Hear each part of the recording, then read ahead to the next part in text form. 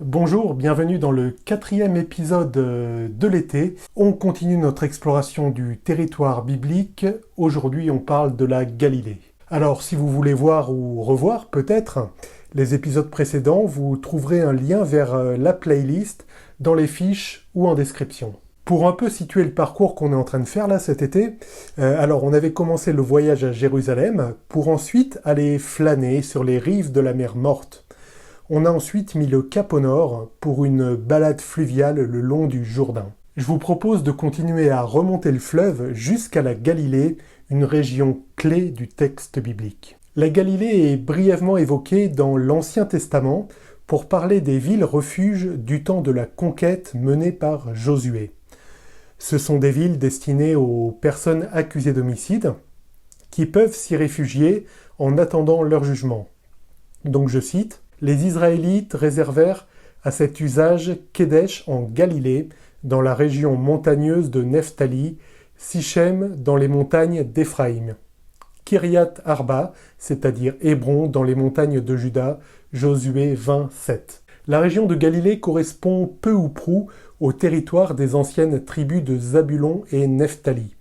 Un rappel de cette façon de nommer la Galilée est fait dans l'évangile de Matthieu en citant le prophète Ésaïe. « Ô écoute, ô toi, terre de Zabulon, et toi, terre de Nephtali, contrée voisine de la mer, située au-delà du Jourdain, ô toi, Galilée, des nations païennes, le peuple qui vivait dans les ténèbres a vu briller une grande lumière, et sur ceux qui habitaient dans le pays sur lequel planait l'ombre de la mort, une lumière s'est levée. » Matthieu chapitre 4, versets 15 et 16. La Galilée est la région qui correspond à la première partie du ministère public de Jésus. On y trouve les villes de Nazareth, Cana, Magdala ou encore Capernaum. Le nom de ces villes est rattaché aux œuvres de notre Seigneur évoquées dans les évangiles. Un des sites les plus emblématiques de la région est probablement la mer de Galilée. Dans l'Ancien Testament, dans le livre des Nombres, la mer est appelée mer de Kinneret. L'appellation moderne de lac de Tibériade vient de la période romaine en référence à l'empereur Tibère César. Alors le lac ne paye pas de mine, si vous regardez sur une carte, mais il jouit d'une situation météorologique assez étonnante.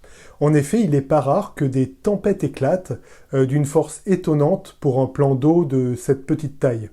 En effet, c'est petit, le périmètre fait une 50aine de kilomètres à peu près, en fait de quoi occuper 2 jours de randonnée à vitesse modérée.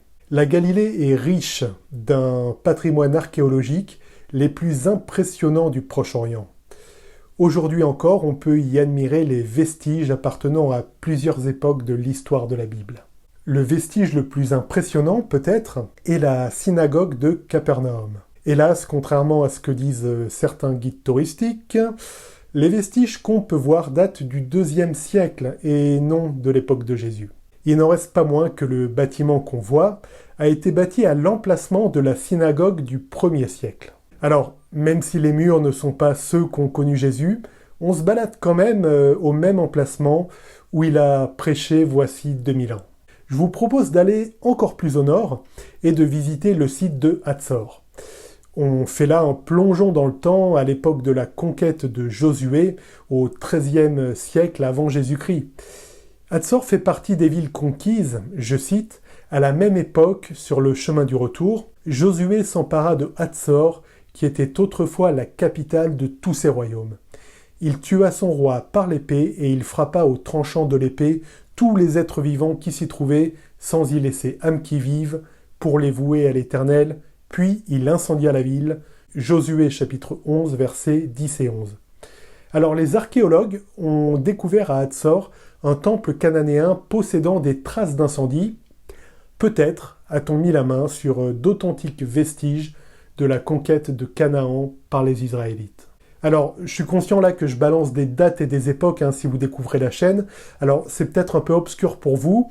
Dans ce cas, n'hésitez pas à écouter le podcast dédié que j'ai réalisé au sujet des méthodes de datation biblique. Ça pourra vous intéresser. Vous trouvez tout ça dans les fiches et en description. Alors, on a vu les villes, faut parler un peu de la géographie. La Galilée possède un climat agréable. On est en plein croissant fertile. Alors, de mauvais films hollywoodiens montrent des épisodes bibliques en Galilée, avec un désert rocailleux et de la pierre et du sable à perte de vue. En fait, il n'en est rien. La région est très riche et permet de faire pousser des plantes diverses et variées. Son agriculture y prolifique. Le paysage est divers. On y trouve des collines hautes, disons de petites montagnes comme le mont Tabor. Alors, c'est pas le Mont Blanc, hein, ça fait moins de 600 mètres, mais c'est la seule colline des environs, du coup on la voit de loin. Pour la tradition juive rabbinique, le mont Tabor a été la seule montagne épargnée par le déluge de Noé. On y trouve aujourd'hui un lieu de culte, la basilique de la Transfiguration, et pour cause, la tradition identifie cette colline à la montagne de la Transfiguration. Alors, je suis pas resté assez longtemps en Palestine hein, pour avoir une idée des sentiments, ressentiments de la population, mais la Bible témoigne d'un certain dédain certain même des Judéens pour les Galiléens, rien de bon ne pouvant venir, je cite, de Nazareth ou de Galilée. C'est un peu le même dédain de nos jours que peut avoir un Parisien pour ce qui vient de l'extérieur des limites du périphérique. Alors j'ai regretté de ne pas avoir pu voir plus longtemps la Galilée en 2002 quand je suis allé en Palestine. En même temps, il faut savoir sélectionner sur un séjour. Hein. Donc si vous planifiez vous-même un séjour en Palestine, vous serez peut-être tenté hein, d'aller visiter Capernaum, le lac de Galilée, peut-être le mont Tabor, pour aller sur les traces du ministère public de notre Seigneur Jésus. Nous voici arrivés au nord de notre périple biblique. La semaine prochaine, on redescend vers le sud, cap sur la Samarie, avec encore plein de choses à découvrir. Voilà, merci d'avoir regardé cette vidéo. N'oubliez pas de vous abonner, liker, enfin les trucs habituels quoi. Rendez-vous la semaine prochaine, on se voit en Samarie pour la suite. À bientôt, soyez bénis, ciao.